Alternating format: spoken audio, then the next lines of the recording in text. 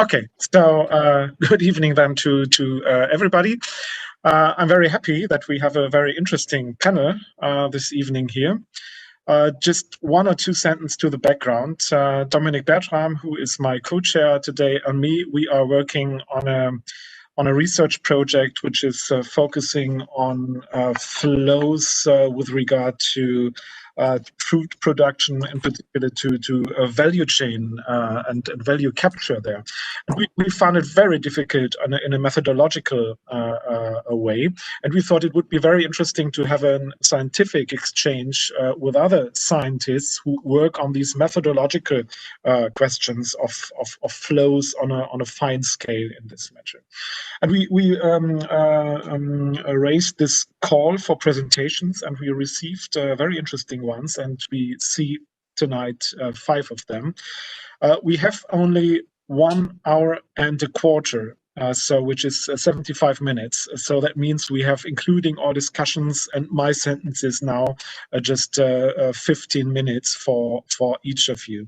And I think we will have to be strict with regard to the timing, which leads to a format which is maybe more kind of a science slam than really a conference exchange. I will give you a sign, I don't know who, Janine maybe, after 10 minutes. So if you stop then talking, then we have the opportunity to discuss questions that come from the chat. And if you continue to talk, you have time until the 15th minute, and then you have to stop. I'm sorry to be that authoritarian. And so I think the most intensive exchange we have to postpone to the informal exchanges after this panel. So this is what I wanted to say in advance, and I think we just jump into it. Measuring economic and material flows is the header of our session 21. And Sarah Favagiotti from University of Trento will present with Angelica Pianet-Gonda on the metabolism with regard to a hybrid approach to connect rural-urban landscapes and enhance sustainable policies in Trentino. The floor is yours. Thank you very much for introduction. Thank you very much for having us in these very, very much interesting sessions. And within this very brief time, we will try to compress some ongoing outcomes and methodology process that me, together with Angelica and a wider group of researchers, are experiencing and testing in an international research EIT climate kick called Saturns. Next slide, please. What the background? It's the background that we all know very well. So the relations among cities, urban environment, and natural environment devoted to the production. So the food and the cities, it's a very long tradition relationships, and very in the past these relations has put, as in many fresco shows, at the center of the discourse. Rather in the most recent decades, the shift among also the physical and the spatial predominance of the urban environment somehow change and inverse these relations due to especially the urban expansion and infrastructural development. Next slide, please. The flows, the food cycle specifically, it's a complex system, as we all probably know very well, and not just in terms of relation about materials, elements that are interchanged in a spatial, compressed, compact space of cities, but also in terms of all the energies, material and immaterial that are involved, and all the impacts that these elements are affecting in terms of environment, air, water, so far and so on. So next slide, please. Within this background, we are trying to focusing and using the metabolism as a metaphor that compares directly the cities as an organism, like a human or animal organism, where all the flows of energy, information, materials are affecting and crossing the cities. And we also very know well that a linear metabolism that characterize our past decades are somehow changing, and there's a call of bringing and transforming this metabolism from a linear to a circular dynamics.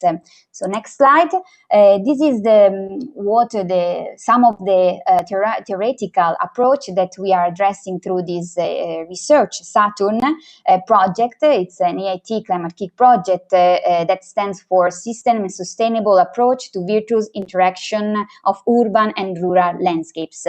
Three cities very different, three territories very different among Europe are involved in the research, the metropole of Gothenburg, the metropolitan territories of Birmingham, and the three areas in the Trentino region around the city of Trento.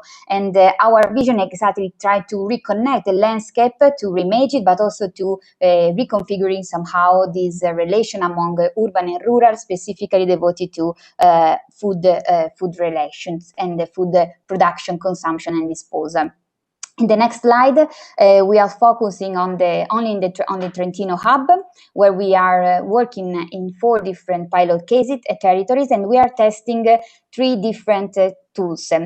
Today we will brief, and Angelica will be now explain you some of the methodology of one specific tool, the rural-urban metabolism, which for us was very important to define this well, so added the rural-urban definition, and this tool exactly tried to examine the complex relation between the physical and social processes that these areas involved in the research are affecting, are involved, by analyzing and mapping exactly, specifically, the biomass flows related to the food cycle, and of course to generate some indication for further policies and further actions.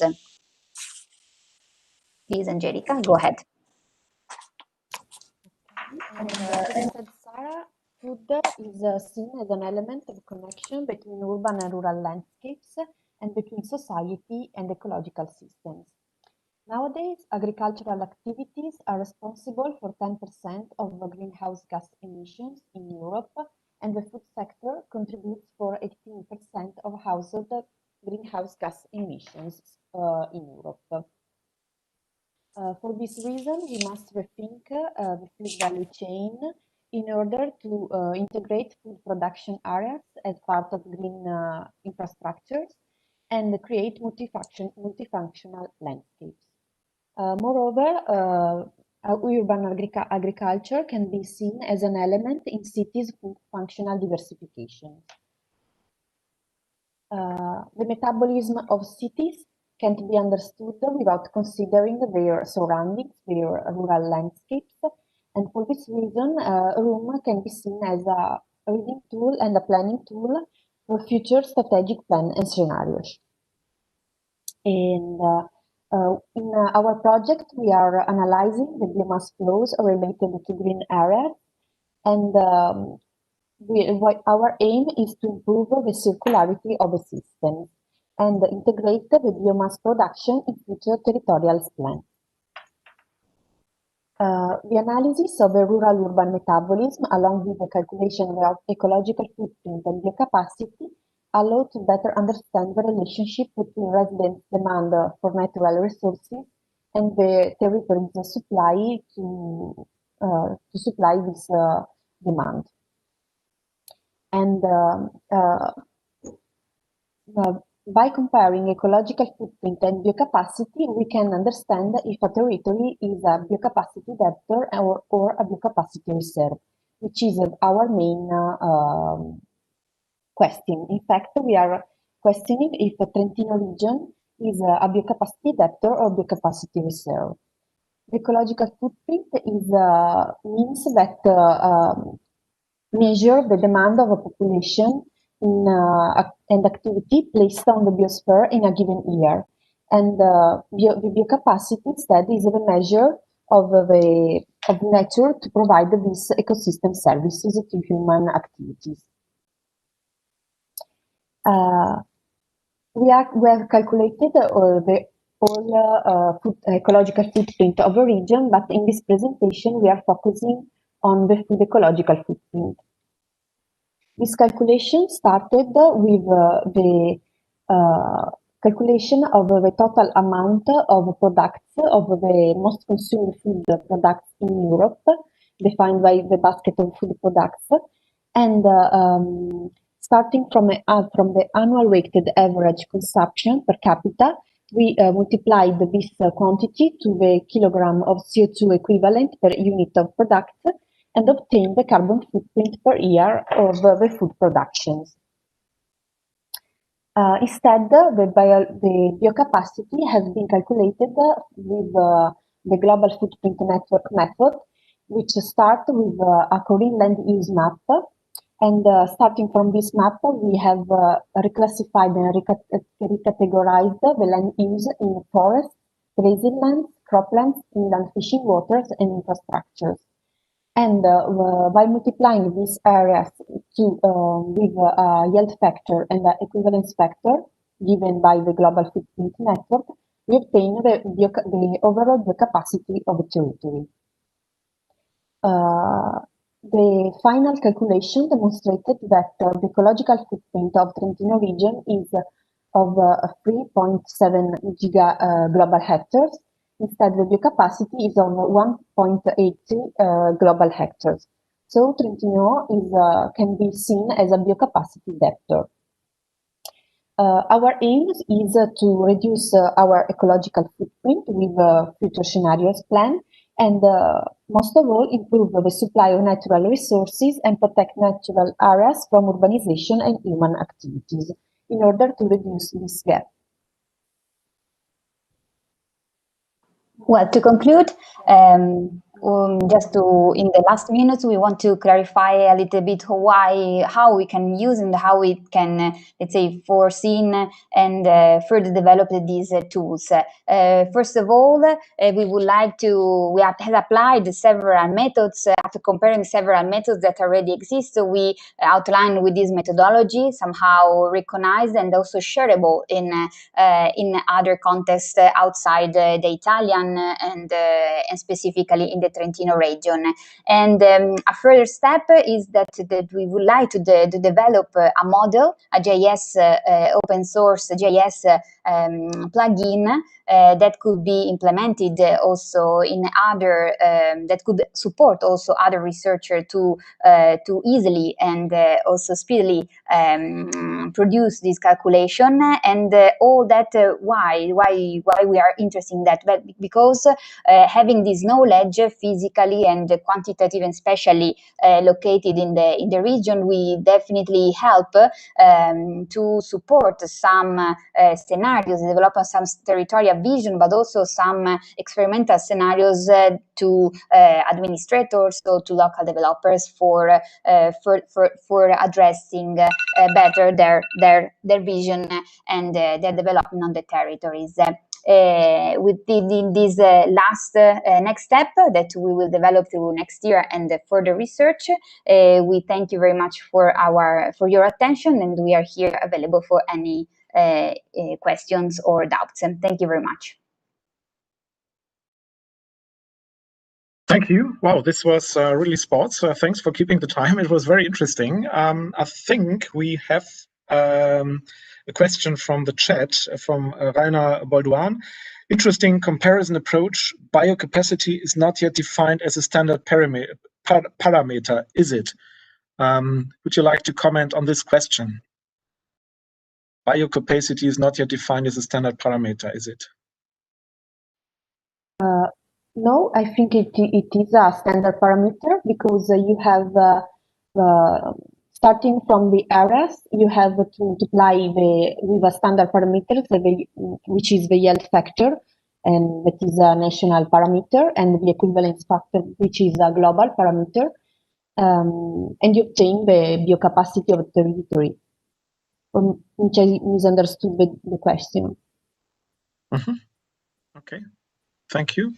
I would like to add another more general question. So, if I understand your approach correctly, you go really down to a very concrete geographical scale here, and the regionalization for this scale. This is operationalized via the land use data, so Korean data. In the end, is that the regionalization approach? Do I understand that correctly? Yes, we to make as I try to express very briefly at the end, we want to yes, we use the Korean land use for two reasons. One because it's a data that can be easily used and adopted into many other in many others contexts, and then also because we want to spatialize and to make spatial to make physically and spatial visually, let's say, clear what these numbers of production and flows that very often are used, but very often remains like numbers. No, so this is still a process, the visualization, but we are already, let's say, combine all the information about the spaces where the foods are, those specific foods are produced, and on the territory. So this is also one of the gaps that we would like to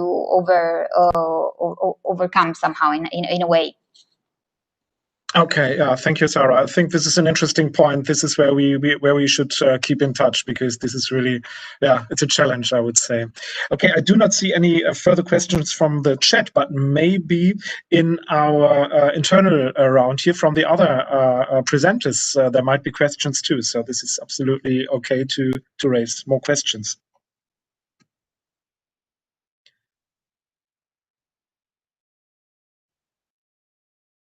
Not for the moment, as I see.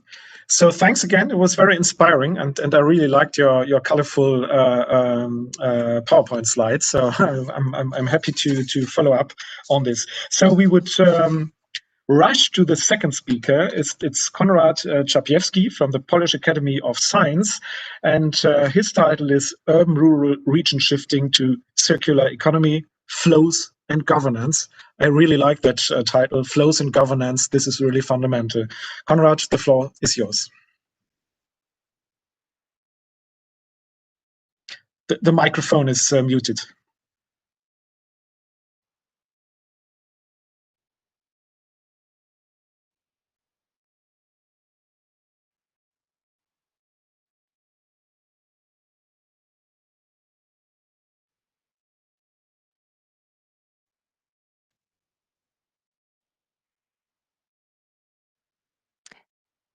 Sorry, we can't hear you.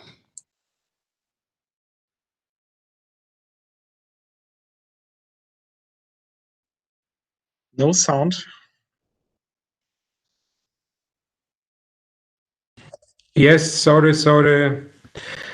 I forget to do it before, and then I have to back to the program and now share the presentation. Okay, so I think I do not disappoint you, because finally I will only mention that there was made a lot about flows, because due to the very short presentation, I would like to concentrate on the governance element, but I decided to broaden my presentation into more international perspective, not talking only about one Polish city, Łódź, but talk more about the results from the whole project, because I'm representing the project Repair, founded by the Horizon 2020. It is the resource management in peri-urban areas, going beyond urban metabolism. And it was the project was running from 2016 till the end of that year. So we are at the end of the project, and it was done on the basis of 6 cases. They were like on the position on the line of the position of the development of circular economy. Yes, from the most developed as Amsterdam to the less developed as Łódź in Poland and Peć in Hamburg. So The results that I'm going to present was published in the Urban Planning Journal by the authors representing of the all consortium. So I would like to say that our project was deal a lot with the flows. We have made a mapping of the flows into the different morphology of wastes in these all 6 metropolitan areas, and there was a lot of findings concerning the management of the waste, and it was like the main issue, main problem, how and where the waste is transported, where it is transported, is there an vertical or horizontal governmental cooperation between the communes that are in some connections of the place of production and the deposition of the waste, how the waste is treated, and so on. So before making the governance part that I'm going to present, really a lot about flows was done. But as I told, due to the very short time of presentation, I finally decided to skip that element. But please have in mind that all of that is behind that as a background. So this presentation focuses on the results of the governance analysis of these 6 urban regions in Europe involved in our project. And most of the data in that part comes from the semi-structured interviews, document analysis, and workshops with local stakeholders. And to make a comparison of the findings possible, we have used a Pestello method to make a comparison of the 6 cases. So just briefly, the problem, I think it was already discussed in different sessions and also in the plenary presentations. So there's a need to shift to a more sustainable way of living. Even now, during the pandemic, there is a still big pressure on the Green Deal and on the that elements, and a new ways of governance toward circularity is needed. And at the end, I will tell about the 3 ways how we understand these new ways of governance. And so there is a need to find solutions which are not only best practice from the other places, but also fits in the system, the socio-cultural political system, which is visible, which is observed in the particular place. So an exploratory approach describing 6 selected case studies around Europe to investigate theoretical aspects driven from the extensive literature and real-world context. We have highlighting the cross-cutting, multi-level, multi-sectoral, and multi-actor nature of implementation of circular economy. And 558 semi-structured interviews was conducted in loco with key stakeholders from waste management sector, local and national authorities, housing companies, and representatives of private sectors. And analytical framework Pestello, as I already told, was used. So we have divided the findings into the political elements, economic, social, technological, environmental, legal, and organizational. And just to show you very briefly the results. So, for example, here are the political findings when talking about implementation of the circular economy in all these 6 cases. So altogether we have found something like almost 100 of such important things, important aspects. Yeah. Here are the selection of 3 the most important in each of the case study. Yeah, so there was a wide range of these elements which influence the governance, which influence the right management of the circular economy, which can help the cooperation between different stakeholders, different levels of government, and so on. So here are there. Of course, I will not stop explaining all of them and trying to discuss about them and asking you what you think, which is more important, which is less important. But just to show you that such work was done, and I would like to put my attention on these two last slides as a invitation for a broader discussion. Yeah. So. Concluding that, in relation to policy in this Pestello method, there is definitely a lack of leadership regarding waste management, the difficulty in formulating integrated waste management and planning policies, and there is also a lack of stakeholders' participation and cooperation. The main economic financial challenges are the lack of good tested circular economy business models, and there is a difficult financing for the circular economy initiatives. Mostly we have found that only when there is some external support, some really good startups appear. When there is not a good external support, additional external support, there is a too big risk to start with the circular economy initiatives. Observed socio-behavioral challenge includes a limiting awareness of the and engagement of citizens in waste collection, separation, and management. And it was observed in all the cases. It wasn't only the case of the Central Europe, but also it was very much underlined in Hamburg, for example, or in Amsterdam, that there needs to be some kind of punishment or some kind of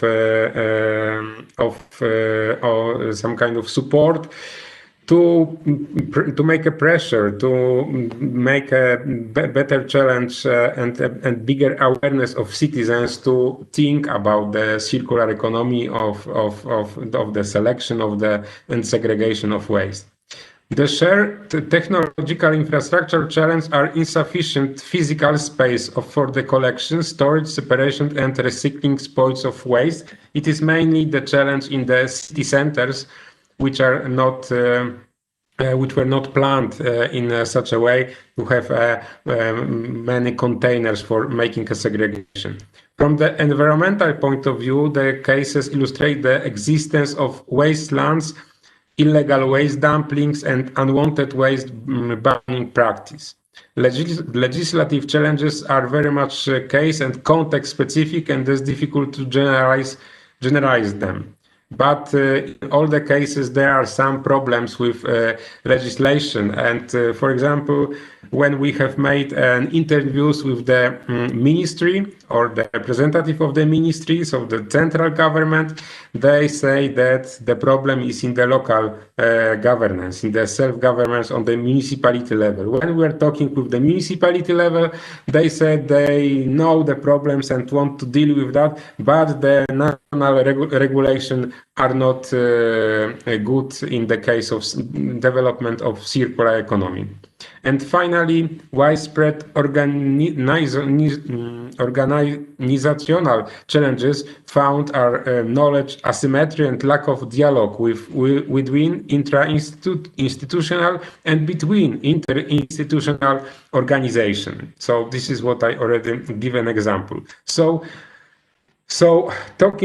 coming back to these three dimension that we will have used in our research and making conclusions about them. First, with regard to multi-level governance, the examined cases show that while ambitious initiatives for circular economy do exist in urban regions, the connection between these local and regional initiatives to policies on higher political administrative levels are lacking. Yeah, so there is no really multi-level,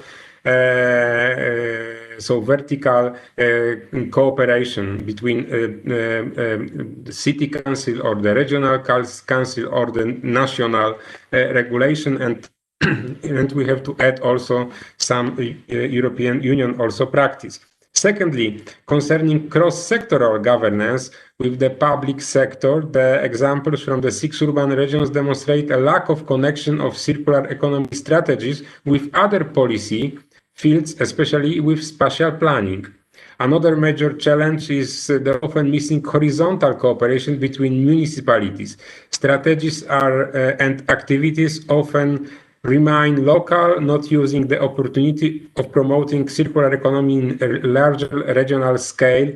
So it means that, for example, in Poland, each municipality is responsible for the waste management, and very often they do not cooperate with the neighbor municipality to find a cheaper way of collecting the waste, the better way, more efficient way. And they are just thinking when their borders of the commune ends. So and also the spatial planning is important element in our project. The spatial elements were very important because, for example, there was also this mapping of the flows, as I mentioned at the beginning.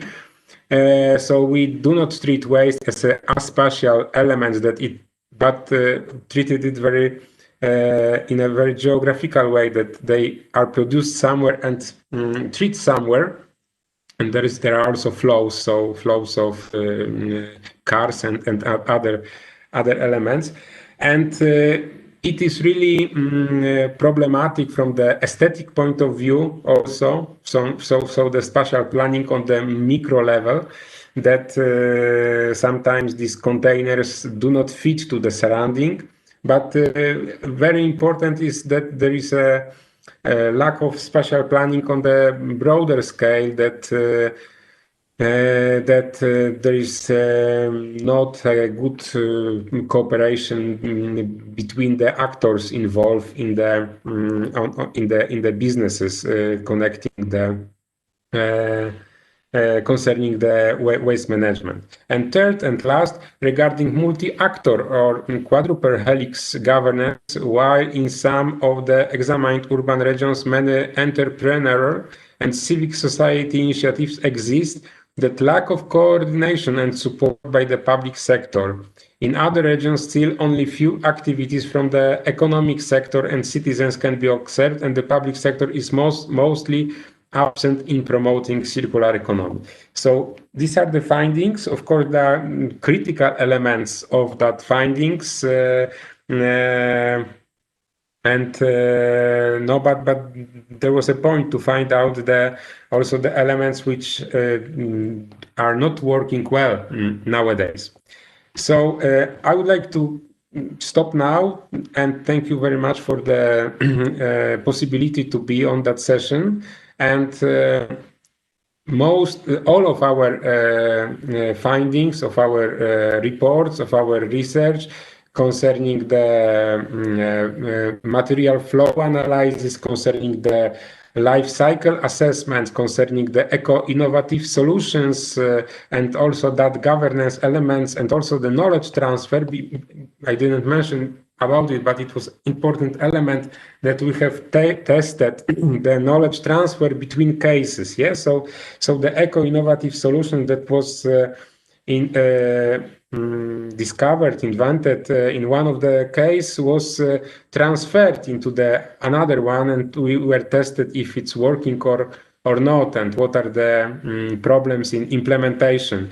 So all of that elements, so much broader, wider than that presentation, you can find on our webpage. And as I mentioned, there is only 1 month till the end of the project, so almost all the work is already done, and almost all the results is already there. So thank you very much. Thank you, Konrad. Thank you for the overview or the insight in a pre-final project from the Horizon program. We have already used the 15 minutes that were foreseen, but we have a question I think can be answered in a very brief manner.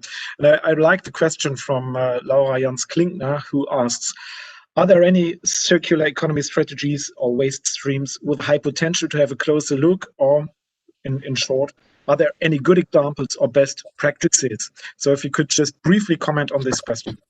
Yes, just briefly, I would like to really support and advise our webpage when there is a catalog of eco-innovative solutions. There is over 100 eco-innovative solutions collected from the 6 case studies, and for sure there are also good elements, not only that bad elements that was maybe underlined in my presentation. So yes, we have found also some very nice, innovative and eco-innovative solutions. So please visit our webpage, and there is a special button and special interactive catalog for that.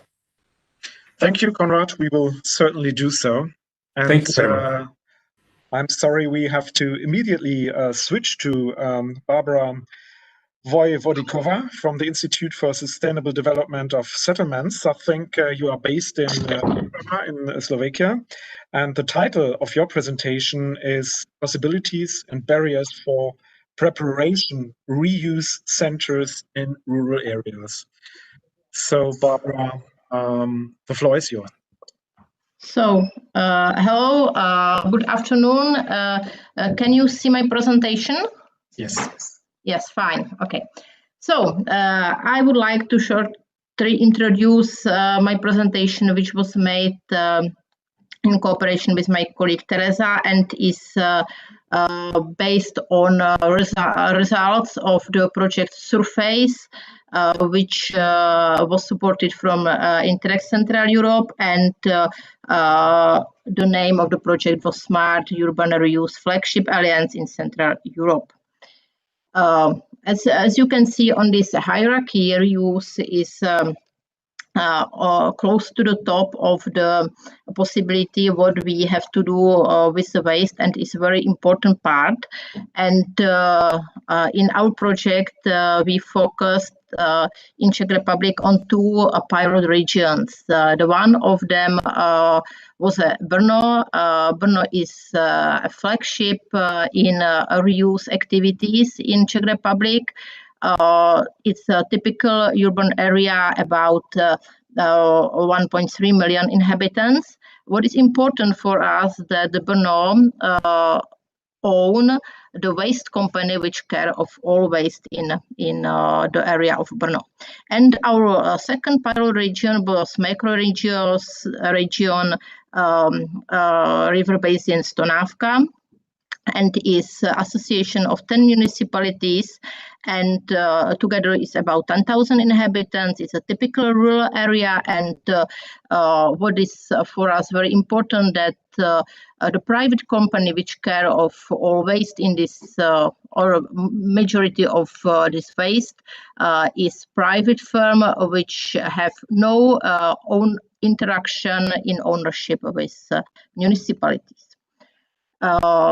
We have 3, or we compare a possibility of 3 types of reuse activities. The one, reuse workshop or a repair cafe, which is running very efficiently in Brno, because Brno was our inspiration. The second task or second possibility is reuse point. As you can see on this picture, Brno have their one of the reuse point in a center. People can lift here goods, caps, or I don't know, any other things which they don't want to put into the waste, and the other people can come and buy these products in a very low prices. And last, for us much more important, is reuse points, which was situated directly on the waste yard, because it's the place where usually people bring their waste, and we try to find the border or the time when the waste or the materials which can be a waste is not a waste. Everything is about Waste Act. So very short information about microregion, as you can see, situated in Czech Republic, in Moravian Silesian region, on border of Slovak, and is in a border of functional urban area of Ostrava, but the interaction is very, very low. And we make an evaluation in our microregion, and as I said, we find that Nelson, which is the name of private company, is care of all municipal waste and also about hazard waste and large volume waste. And also care about the waste which is put on the waste yards. The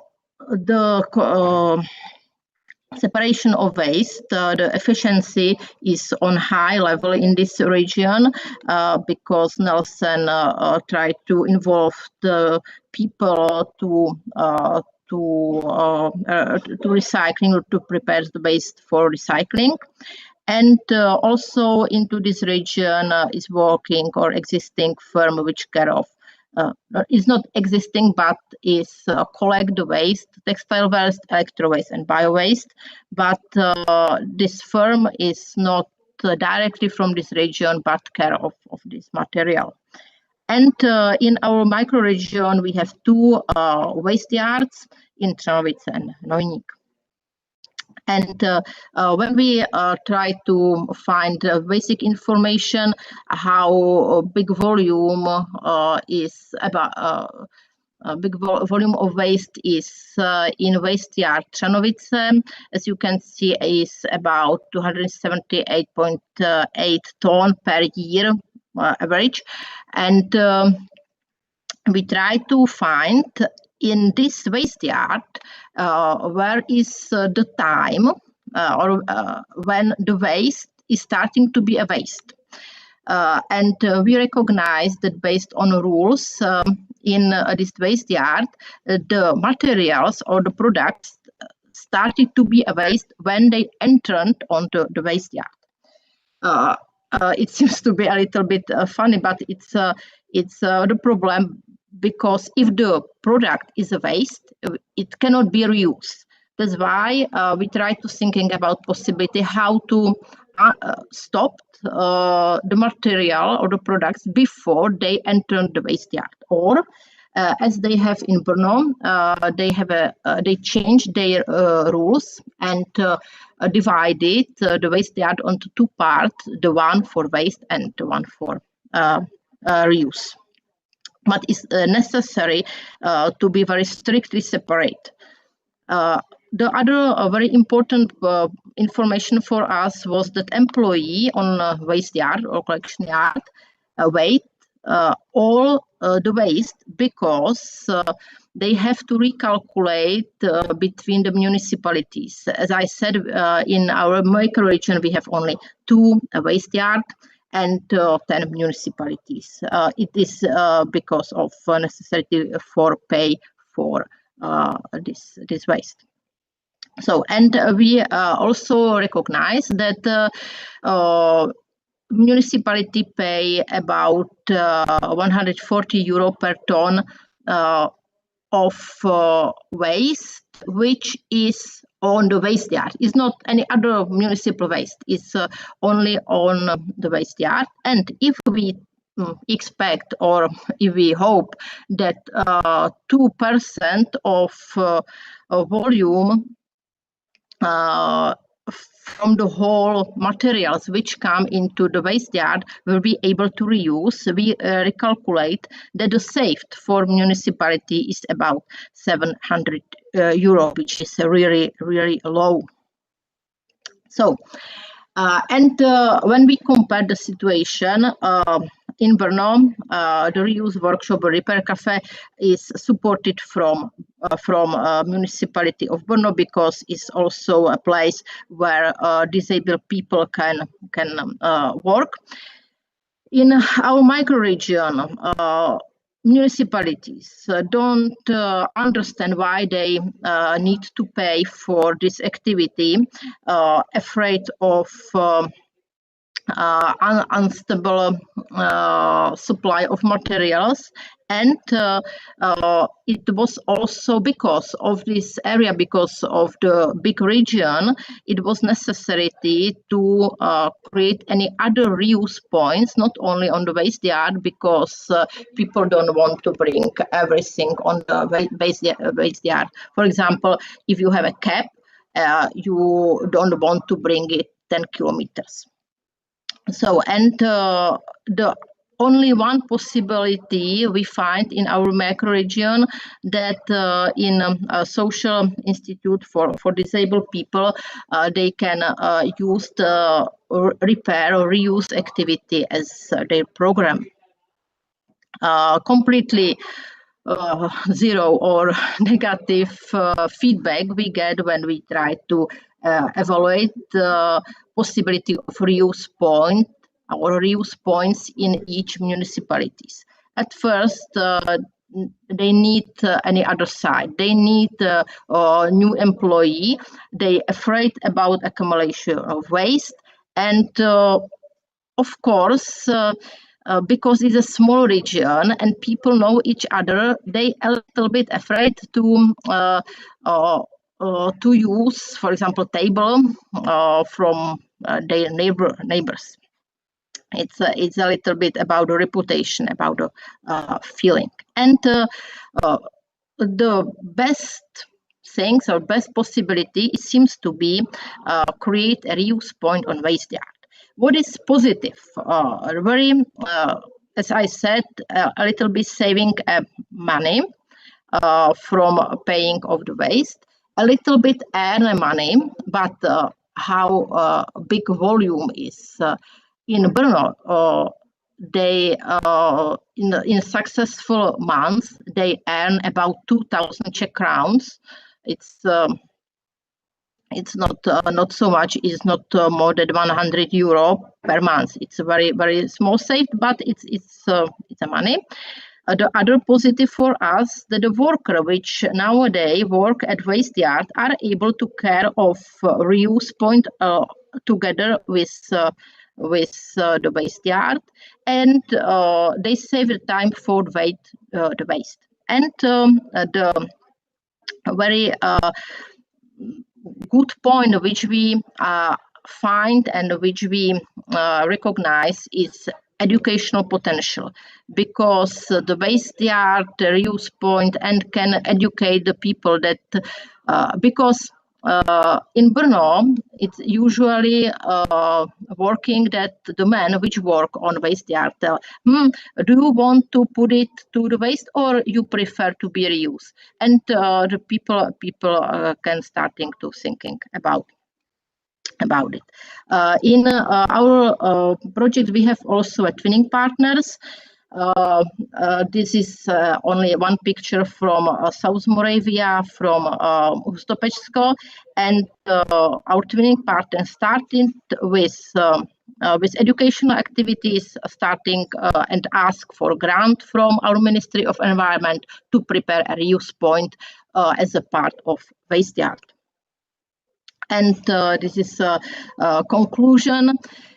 The problems in between urban and rural area in reuse centers is in volume and is in distance, and is in organization, how many people can physically enter into the waste yard or reuse centers to buy something to exchange.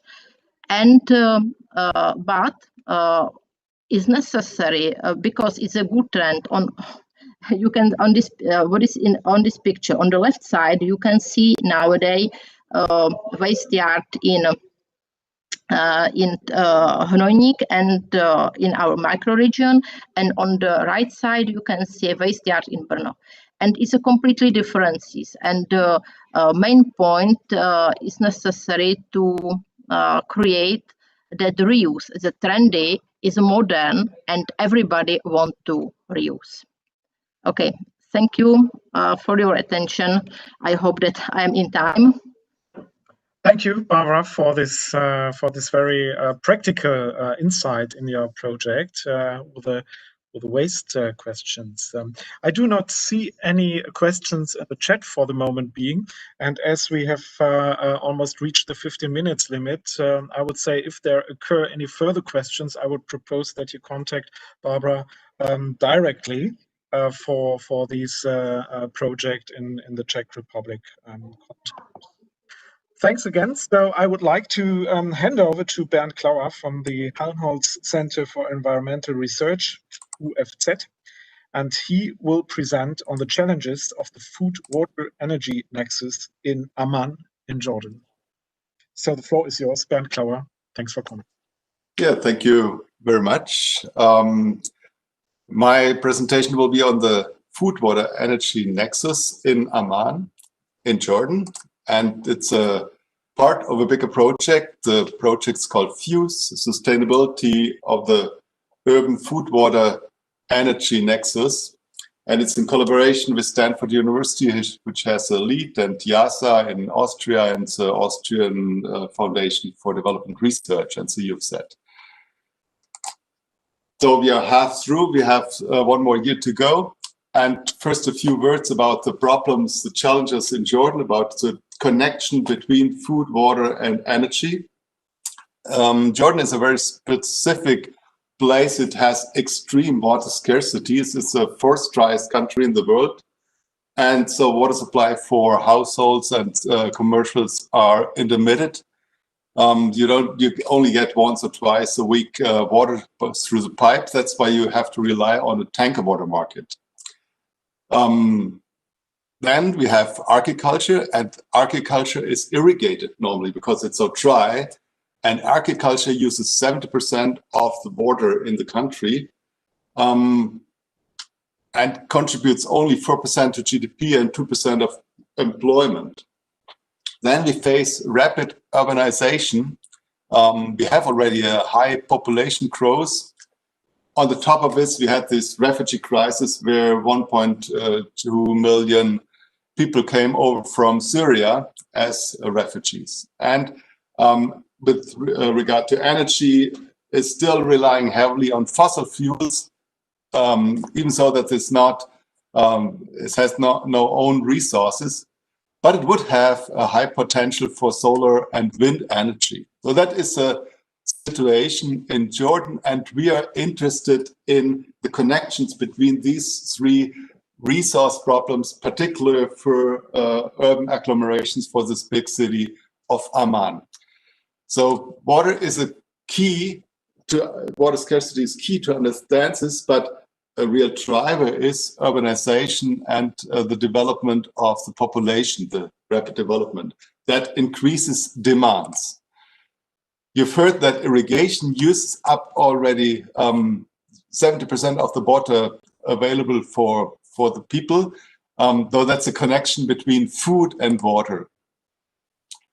Then the farmers, they have typically wells, groundwater wells, pump water, and they can decide whether they use it for irrigation or to sell it on the water market. So there is also this connection between the land sector and water, as an example. Electricity is subsidized for groundwater pumping and desalination, and that's also one reason why so much energy is used for water pumping. 50 to 25% of electricity in Jordan is used for pumping. And water is used for cooling because they're still relying very much on fossil fuels, and they have to be combusted, and the thermal power plants use cooling water. Agriculture also uses energy for pumping mainly, And solar farming is an alternative business model which is not yet developed. So you see that all these aspects are very heavily interconnected, and we want to have a closer look and a closer analysis of this connection. And we use for that a model, and we built on the Jordan water model, which has already been developed in a former project and is just forthcoming in PNS in the next months. And that's a coupled hydro-economic multi-agent system model that covers farm decisions and of water use, and will be extended in this project for electricity and for covering all the entirety of the food, water, energy nexus. And this is a background for my presentation, which is on our concept of how to involve stakeholders in such a research initiative. And we came up with a 5-phase sustainable living lab approach in order to make this model development meaningful for the people in Jordan. And I want to introduce the 5 phases. The context analysis, I gave a short overview in my first slides already. My main focus is how we organized in this presentation will be how we organized the first stage Sustainable Living Lab workshop series, a series of 2 workshops. That feeds into our model development, which is ongoing now. The results of the model will be feedback to the stakeholders and the experts in the second stage Sustainable Living Lab workshop series. And then the final results will be some sustainability analyses and policy proposals. So here in my presentation, I want to show how the first stage Sustainable Living Lab helps identifying policy interventions, which later will be analyzed with the help of the model. So how can we use stakeholder inputs and stakeholder knowledge to use it for modeling? So that's the main topic. And here's how we organized the process of the first stage Sustainable Living Lab.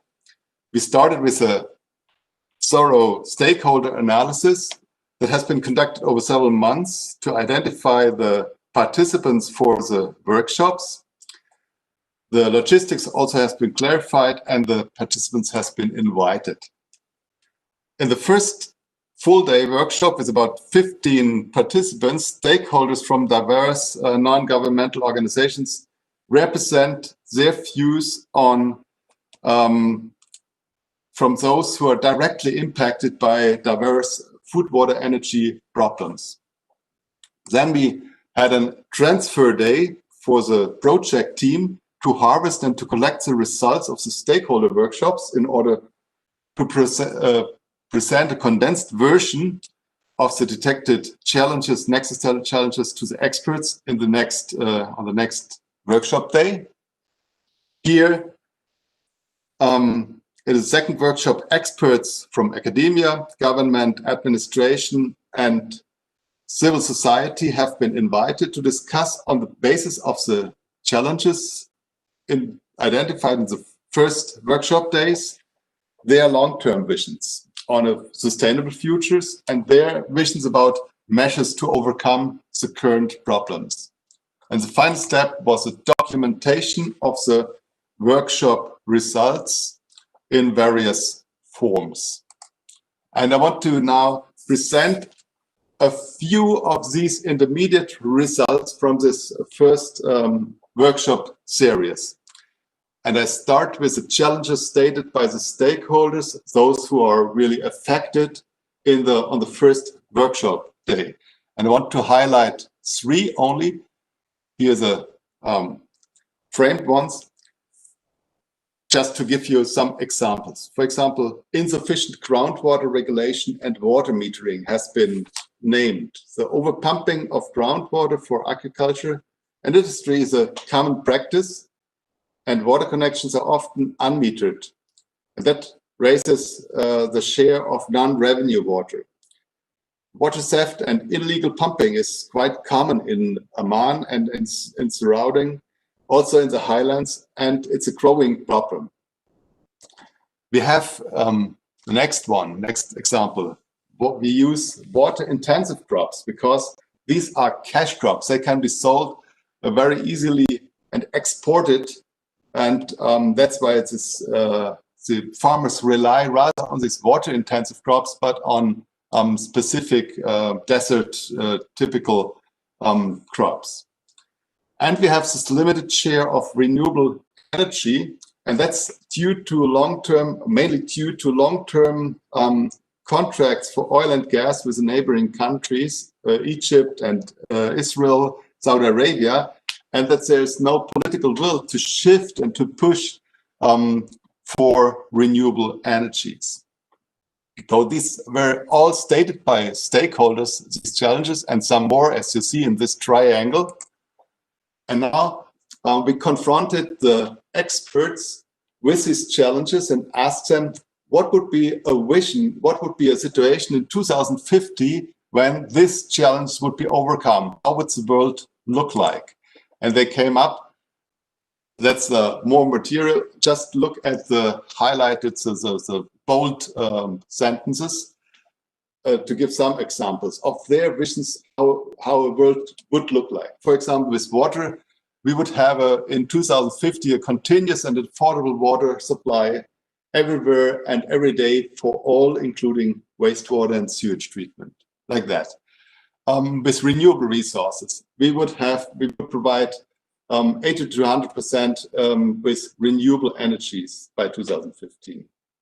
With agriculture, there's a master plan for an agriculture development that is healthy and organic agriculture and food options exist. And with urban development, it's well planned and it's improved zoning for cities, living areas, schools, supermarkets, and including more green space. And also they came up with some governance aspects. There's more trust into the trust into the government has been restored. So these were visions, and now the next question would be how to come from now to this ideal states, and that brings us to what we as researchers could feed into the model. These are policy interventions, but they need to be expressed in technical terms, in parameters, which could be understood by the model, and that's a step which has been done by us as researchers. And though we had to take up the ideas from the experts and the stakeholders and translated them. And here are some of the results. So we came up with a list of measures which would improve the water supply as well as reducing the water demand. So a list of demand measures and supply enhancement measures. We came up with, for example, in agriculture, with an idea of subsidizing the organic farming and subsidizing water efficient plants. We assumed for energy that's a linear increase of the share of renewable energies until 100% by 2050. And we had some ideas about how to regulate the urban growth and how to weaken urbanization pressures by promoting, for example, rural development. And that is now kind of an intermediate result. And the workshop, the design of the workshops of the Living Lab guided us analysis in collecting and processing the personal knowledge, the assessments and opinions of the stakeholder and expert, and gives us a good starting point for a meaningful modeling expertise, which is now running, and we will come up with some results in about next summers and give them a feedback. And the second stage of stakeholder of workshops will take place if COVID allows next summer. So thank you very much, and I'm very keen to answer your questions. Yeah, thank you very much, Bernd Klauer. That was an inspiring example from quite an extreme environment compared to the inner European examples that we have discussed beforehand. Maybe I can have my own question first. What role does data play in your project? Because I imagine that Firstly, it's a very complex data situation because you bring together these triangle issues, and secondly, it's a very informal environment. Let's call it like this, with all the illegal pumping and so on. So, do you make this kind of process analysis on the base of data evidence, or is it more purely a qualitative discussion issue? No, heavily on all available data we can get. We have good connections to the Jordanian government. We get data from the Department of Statistics of Jordan. We use remote sensing data. We have all, because we work in Jordan since 2015, we have already running a hydrological model of surface and groundwater, and so it's all kind of data is used. And here I want to stress this time the kind of qualitative data which comes upon on top of the solid factual data we already have. Mm-hmm. Okay, I see there is no question from the broader audience. Anything from our internal panel? I do not see any hands, which is fine as we are just in time. And I would thank you again, Bernd Klauer, and switch to Christoph Matthias from the Goethe University in Frankfurt, Germany again, who will comment from the perspective of the COACT project, if I'm well informed, on the regional governance on residual biomass. Matthias, thank you very much for the kind introduction and for having us here in the session. My name is Christoph Matthias, and I'm a researcher at the Institute for Rural Development Research. Sorry, this is too fast. And me and my colleague Sarah Peter prepared this presentation. We see our project in the context of the discussion of circular economy, a more sustainable approach to production and consumption, which builds on the principle that all resources are used in closed circuits. Through recycling or closed nutrient cycles, the value of the resources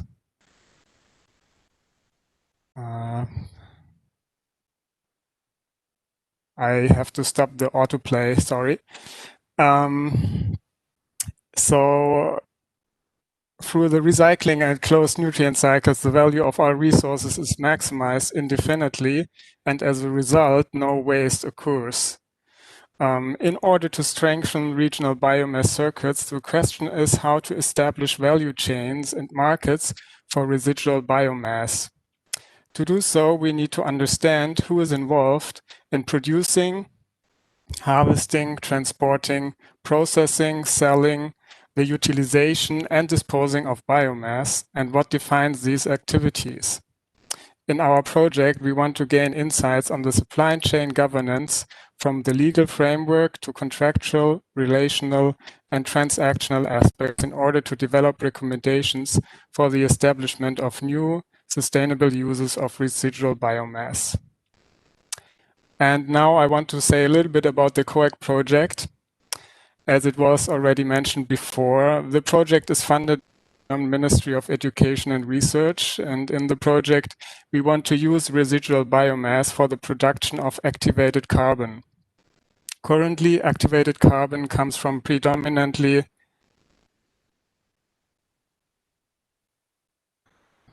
sorry, I don't know why this is always jumping ahead.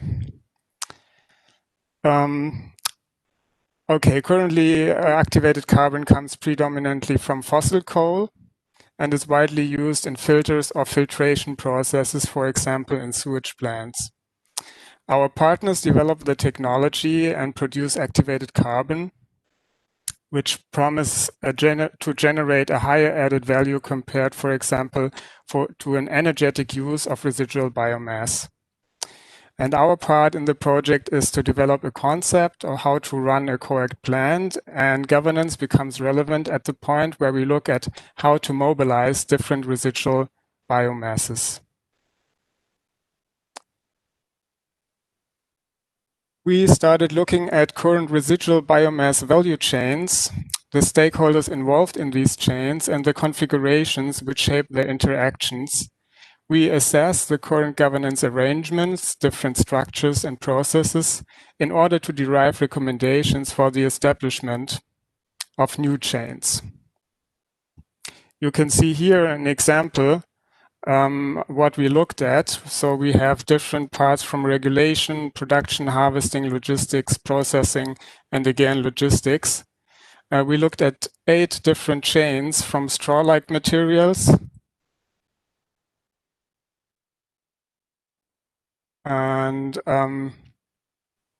in this example, you can see the value chain of green materials from landscape conservation, like grass, where agricultural businesses and other companies are cutting grass as landscape conservation service, and the grass is currently removed from the area and used on farms for litter. What we find is that businesses are involved in chains from biomass production, like agricultural businesses, service providers, and others. And further stakeholders are also involved in the area from nature conservation and public authorities. And the first, like the associations, they promote a certain set of conservation activities, and the later public authorities, they define rules and regulations in respect of the production, processing, and disposing of biomasses.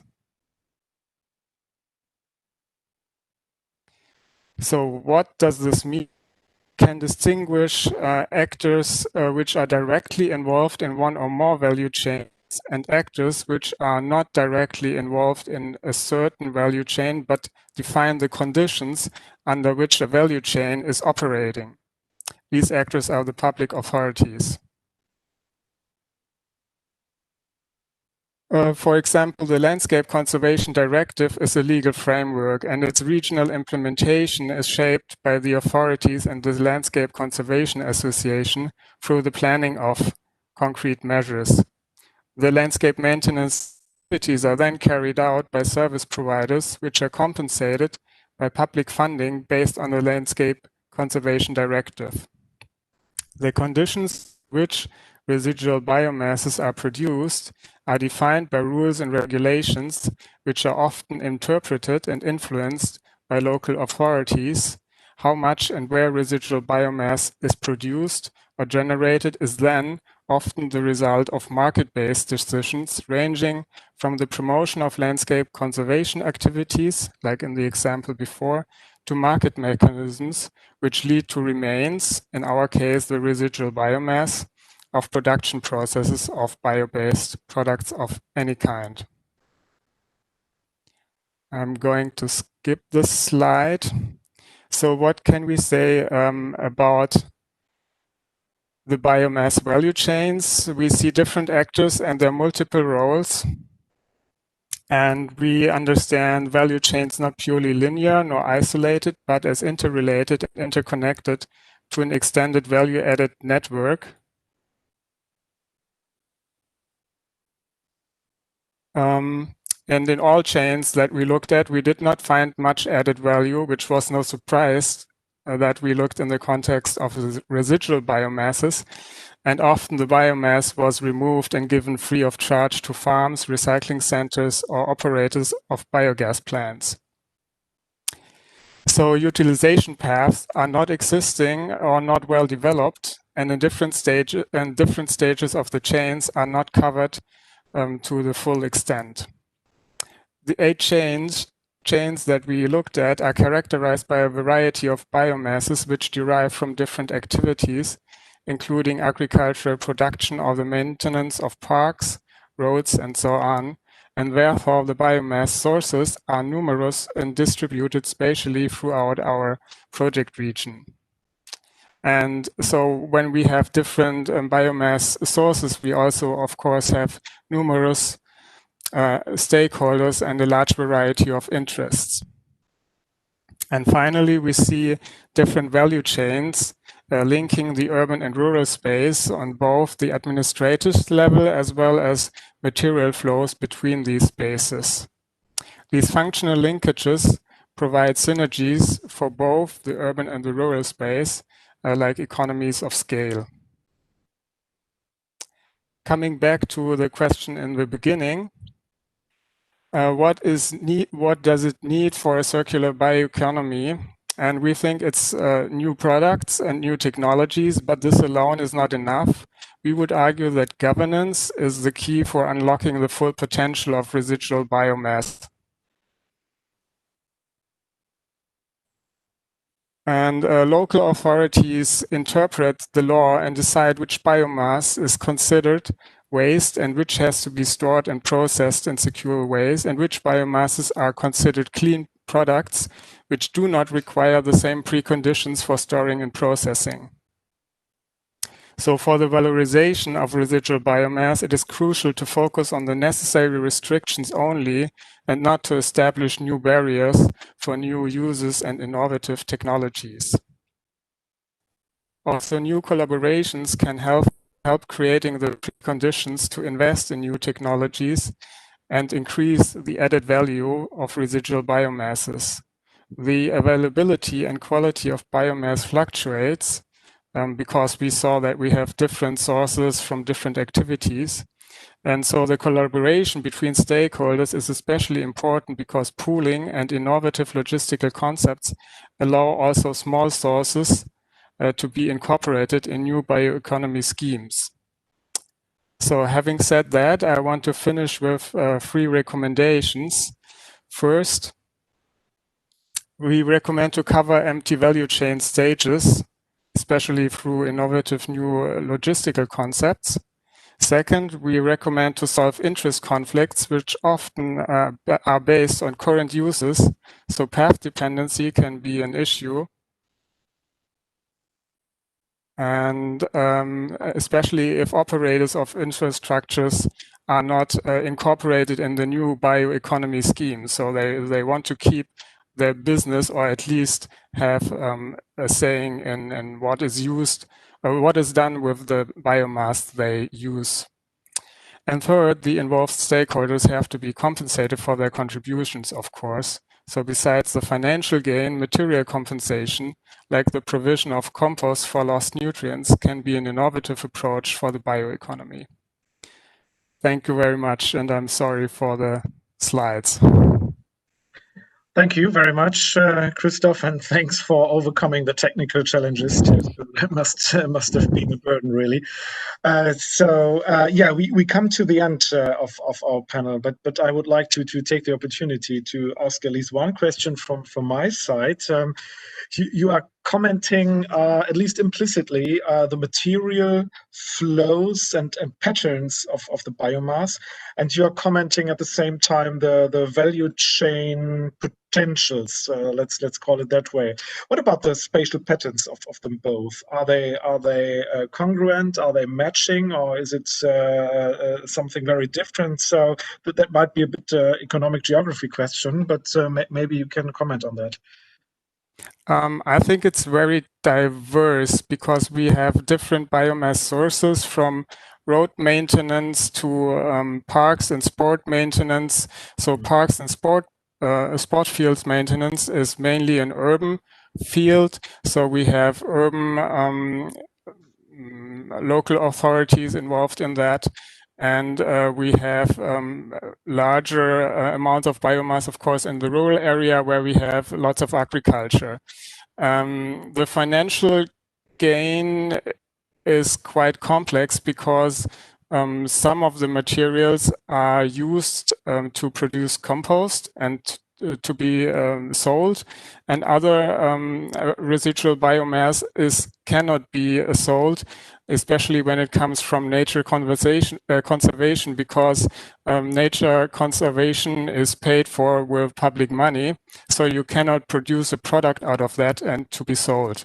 So that's why the economic scheme is quite difficult and ranges from the fact that we have actual products that are not very valuable to residual biomasses which are not used at all, or actually expensive to dispose, like roadside grass from the roadside, from parks, and so on, and a very different, very complex set from local authorities to businesses. Mhm. So there's no even geography in that, definitely not. Yeah, it's fascinating to see that it's a very simple material and product, but still a very, very complex way to use the challenges. So thank you very much. There are no questions in the chat, and I look around if there are any questions from our internal panel. So Janine Presnick just wrote, we would have 10 minutes until this technical tool would close, but the session as such was scheduled for to be finished already at 6:30. So I would say we come to the conclusion of this session now. Well, I liked it very much. It was a very colorful and inspiring session. It was a bit like watching TV in the evening, where you come from one project to another. It was a bit like surfing. I found a lot of points interesting. And normally we would now gather together and then walk around to the dinner and somewhere in Leipzig, in a city, and enjoy the Leipzig beer, which is not bad, I must say. And well, that we cannot do, which is really, from my point of view, it's one of the saddest things of the Corona pandemic, that all these informal chats are not possible. I mean, for these presentations, the video conferencing is fine, but to continue some arguments on the informal base, that's not really possible in the video conferencing. So this is what I think scientific exchange really is suffering now. So I warmly invite you all to contact each other if there is any in the interface. I think there might be methodological questions that can be handled on a bilateral way, and I do hope that we might meet at another point at other conferences, be it at the BMBF or URP or whatever. In any way, I would like to wish you a nice evening. Thanks again for coming and for preparing all your presentations. Stay safe, all the best, and goodbye.